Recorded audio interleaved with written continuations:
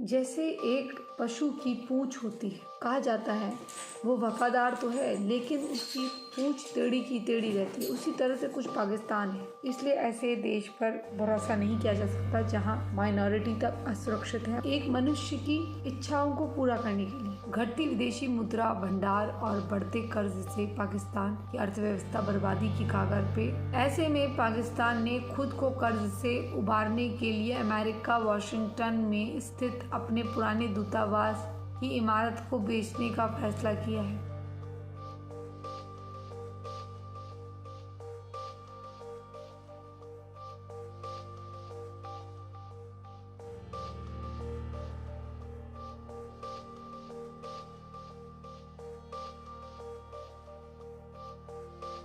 नमस्कार दोस्तों, मैं हूं आपकी अपनी प्राची भिखारी। आर्थिक संकट से जूझ रहे पाकिस्तान से भारत भी कई चीजें खरीदता है। ये क्या 10 चीजें हैं और आपको इसके बारे में क्यों जानना चाहिए, ये मैं अवश्य बताऊंगी। और मेरे कुछ सुझाव हैं, कुछ विचार आपके साथ साझा करना चाहती हूँ।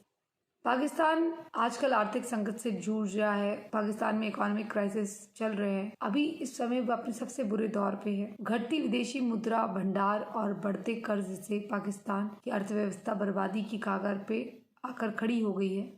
पाकिस्तान में बढ़ती महंगाई के आलम यह है कि कॉमर्शियल गैस सिलेंडर की जो प्राइस है वो 10,000 रुपये पाकिस्तानी तक पहुंच चुके हैं। पाकिस्तान की सरकार भी यह मान चुकी है कि देश में स्थिति गंभीर है, परंतु हमें यहाँ जानना जरूरी होगा कि पाकिस्तान से हमें क्या वस्तुएं आती हैं। इसमें ताजे फल हैं और चमड़े का सामान है और कई अन्य चीजों की भी डिमांड भारत से होती है। ये हमारे प्रकाश में आया है, जैसे ड्राई फ्रूट्स, तरबूज व अन्य फलों के आयात। साल 2017 में भारत ने पाकिस्तान से 488.5 मिलियन डॉलर की कीमत के सामानों का आयात किया था। इनमें ड्राई फ्रूट्स, तरबूज और अन्य फल भी शामिल हैं। पाकिस्तान के ताजे फलों के लिए एक बड़ी मार्केट भी है। रिपोर्ट्स के अनुसार वर्ष 2017 में भारत ने 89.62 मिलियन डॉलर यानी कि 83 करोड़ रुपयों के फल पाकिस्तान से भारत ने आयात किए थे। पाकिस्तान से आने वाले फल कश्मीर के रास्ते राजधानी दिल्ली के मार्केट में पहुंचते हैं। सीमेंट और सेंधा नमक ये भी ऐसी चीज है जो भारत पाकिस्तान से आयात करता है। भारत में बिकने वाले बिनानी सीमेंट का प्रोडक्शन पाकिस्तान में होता है। पाकिस्तान का नमक, सल्फर, पत्थर और चूना भारत में खूब बिकता है। व्रत में इस्तेमाल होने वाला सेंधा नमक, ये याद रखिएगा, व्रत में उपयोग होने वाला सेंधा नमक पाकिस्तान से ही आता है। इसके अलावा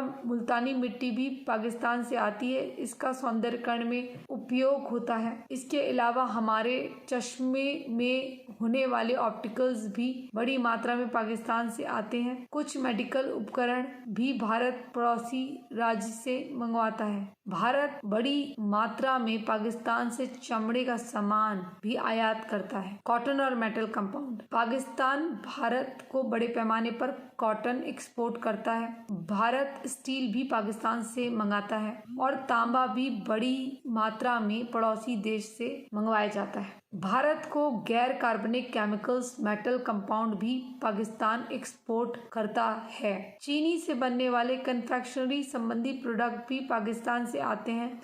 भारत में लाहौर के कुर्ते, पेशावरी चप्पलें खूब बिकती हैं। पाकिस्तान से जो 10 चीजें भारत आती हैं वो है ड्राई फ्रूट्स, तरबूज व अन्य फल। 2 नंबर पर है बिनानी सीमेंट, 3 नंबर पर है सेंधा नमक, 4 नंबर पर है पत्थर, फिर 5वें नंबर पर है चूना, 6ठे नंबर पर है चश्मों का ऑप्टिकल, 7 नंबर पे है कॉटन, 8 नंबर पर है स्टील, 9 नंबर पर है कार्बनिक केमिकल्स, 10वें नंबर पर है चमड़े का सामान। पहली बात, हमें चमड़े का सामान लेने की इनसे आवश्यकता क्या थी। दूसरी चीज, फल और सब्जियां अगर हम अपनी तादाद बढ़ा लें, जितना पैसा हम इस पे खर्च कर रहे हैं उतना हमारे देश के किसानों को प्रोत्साहित करने में करें और उनको स्टोर वाइज यानी कि जिनका कम खेत भी होता है उनको छज्जे लगाकर, लकड़ी की स्टोरी बनाकर उसमें अगर सब्जियां लगाएं, ये सिखाना, उनको व्यवसाय के बारे में बताना, ये अपने आप में विदेशी धरती से आ रहे किसी संधात्मक फल को ग्रहण करने से बहुत अच्छा है। क्योंकि आजकल आप देख रहे हैं अचानक से हार्ट अटैक वगैरह की घटना बढ़ रही है और एक ही समुदाय विशेष पे हमारे आ रहा है, किसी अन्य समाज के लोगों को तो आ ही नहीं रहा है। एक तरफ पाकिस्तान फाइनेंशियल क्राइसिस से जूझ रहा है तो दूसरी दूसरी तरफ अंदरूनी कलह उसे दीमक की तरह खाता जा रहा है। ऐसे में पाकिस्तान ने खुद को कर्ज से उबारने के लिए अमेरिका वॉशिंगटन में स्थित अपने पुराने दूतावास की इमारत को बेचने का फैसला किया है। बता दें कि पाकिस्तान का दूतावास 15 सालों से खाली है। मतलब 15 सालों से वहाँ कोई ऑपरेशन नहीं होता। ऑपरेशन इन द सेंस कोई भी कार्य नहीं होता। अगर कोई भी दूतावास खाली होता है तो वहाँ के लोग उस देश में नहीं जा सकते जिसका वो दूतावास होता है, क्योंकि वहाँ से कोई साधन ही नहीं होता। जैसे एक पशु की पूंछ होती है, कहा जाता है वो वफादार तो है लेकिन उसकी पूंछ टेढ़ी की टेढ़ी रहती है, उसी तरह से कुछ पाकिस्तान है। इसकी सबसे बड़ी कमी ही ये है कि ये भरोसे के लायक नहीं है। इसने भूतकाल में भी हमारे साथ बड़े धोखे करे। जब हमने इसके साथ अमन की आशा के दीप जलाए और वाजपेयी जी बस लेकर गए, 5 बजे वहाँ ट्रीटी साइन हुई कि अब शांति रहेगी, 5 बजे संधि साइन हुई, हस्ताक्षर हुए कि अब शांति रहेगी, और उसने 5:30 बजे कारगिल को अंजाम दे दिया। इसलिए ऐसे देश पर भरोसा नहीं किया जा सकता जहाँ माइनॉरिटी तक असुरक्षित है, मजहब के नाम पर दूसरे देशों पर सवाल उठाता है। और मैं तो आज यह भी संदेह कर रही हूँ कि जो फल ये पाकिस्तान से भेज रहा है उसकी जांच गवर्नमेंट ऑफ इंडिया करती है कि नहीं। क्या पता क्या केमिकल मिला के हमें भेज दे भाई। अगर किसी की मृत्यु भी होगी तो वो कह देंगे कि हमारे वहाँ तो जायज है, तो आप क्या कर लेंगे। उसके बाद बात आती है सेंधा नमक की। सेंधा नमक जो कि हम व्रत में खाते हैं, वो किन किन हाथों से होते हुए आता होगा। जो हमारी गौ माता का भक्षण करते हैं उन लोगों के हाथ से होते हुए आता होगा, हमें वो खाने को बोला जा रहा है। ये कहते भी सही नहीं। हमारे भारत में भी सेंधा नमक है, या किसी अन्य देश का आप सेंधा नमक देखें, उनसे आप आयात करें तो ज्यादा बेहतर रहेगा। और वहीं हम बात करें बिनानी सीमेंट की। बिनानी सीमेंट मैं तो कहूँगी आप लेना छोड़ दीजिए, दूसरे सीमेंट बहुत है हमारे वहाँ, उसको लीजिए। चश्मे के ऑप्टिकल्स कोई और देश कोई और जगह नहीं है जहाँ से आप ले सकते। वहीं कॉटन की बात आती है। कॉटन हमारे देश में इतना पर्याप्त होता है। आप आंध्रा तेलंगाना या अन्य राज्यों में देखें कॉटन अच्छा खासा होता है, उनको सही दाम नहीं मिलते, या फिर जो कंपनियां हैं उनसे डायरेक्ट संपर्क नहीं कर सकती, क्योंकि कुछ लोग चाहते नहीं कि ऐसी नीति आए और वो धमकियां देने लग जाते हैं जब सरकार कोई नीति लेकर आती है। तो ऐसे लोगों को भी सोचना चाहिए कि सरकार को कॉटन आयात करने की आवश्यकता ही नहीं होती अगर कॉटन यहाँ पर ढंग से बिक रहा होता। मुझे समझ में नहीं आता कि ऐसी कौन सी चीज़ है जो भारत में नहीं मिल सकती या कोई अन्य देश उसे नहीं दे सकता। हो सकता है कि दाम कम पड़ रहे हों, लेकिन ऐसी अगर हम ट्राई करें तो बहुत सारे देश होंगे शायद वो जो हमें सस्ते दर पे दे सके, या हम खुद सक्षम हो जाएं इन चीज़ों का निर्माण करने के लिए। अब चमड़े का आयात करते हैं। अब चमड़े की हमें क्या आवश्यकता है। हमें एक भारतीय संस्कृति का देश होने के नाते अपना गौरवशाली इतिहास जानते हुए, और कि हमारे वहाँ गौ भक्षण नहीं गौ सेवा होती है, ये जानते हुए भी अगर हम इस तरह की चमड़ों की चीजों का आयात करते हैं तो बेहद खौफनाक है। जबकि भारतीय सरकार को यह करना चाहिए कि चमड़ा न उपयोग करने के लिए लोगों को समझाएं, ये प्रचार प्रसारित करें कि चमड़े के उपयोग से कितने पशुओं के जीवन का अंत हो जाता है। एक मनुष्य की इच्छा को पूरा करने के लिए, जो कि अनंत है, असीम है, उनको पूरा करने के लिए एक पशु को मृत्यु की ओर निछावर करना क्या ये अच्छी बात है। मुझे नहीं लगता। अपने सुकून के लिए उसकी चमड़ी को उपयोग करके उसका बैग बना के उसमें लक्ष्मी रखना या कहीं से शोभा की बात है, मुझे नहीं लगता। तो जहां गवर्नमेंट ऑफ इंडिया को ये ध्यान देना चाहिए कि ना हमारे वहाँ से आयात हो या निर्यात हो, और हम इसका प्रचार प्रसार करें वेजिटेरियन चीज़ों का।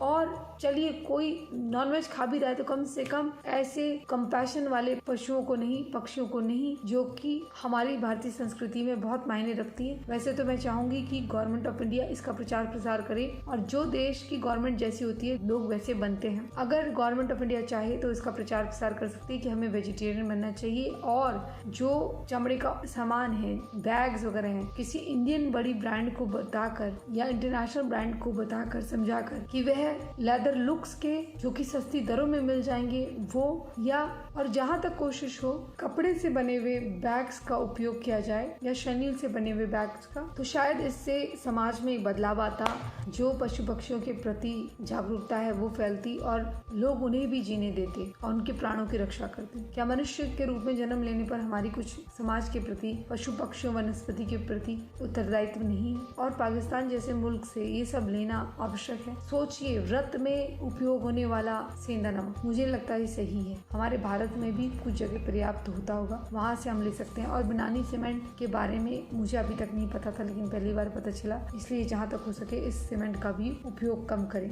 ना जाने ऐसी चीजें खाने की, ड्राई फ्रूट्स वगैरह, तरबूज वगैरह जो बोल रहे हैं, क्या मिलाते होंगे, क्या केमिकल मिलाते होंगे। मुझे इन पाकिस्तानियों पर बिल्कुल यकीन नहीं, और खासकर इनके आपसी भाईचारे के ऊपर। आप क्या सोचते हैं इस घटना के बारे में? अवश्य बताइएगा। क्या आपको जानकारी से भरपूर लगी तो कृपया कर लाइक करें, शेयर करें, सब्सक्राइब करें और ज्वाइन बटन दबाकर हमारी मेंबरशिप ज्वाइन करें, जो कि 59 रुपीज़ ऑनवर्ड से स्टार्ट है। 89 की भी है, 199 की भी है, उससे ज़्यादा भी है। और अगर हमें आर्थिक कोई सहयोग करना चाहते हैं तो स्क्रीन में दिए गए UPI ID से हमें मदद कर सकते हैं, सहयोग कर सकते हैं। वो डिस्क्रिप्शन में भी हमारी ईमेल ID का भी और दिया गया है।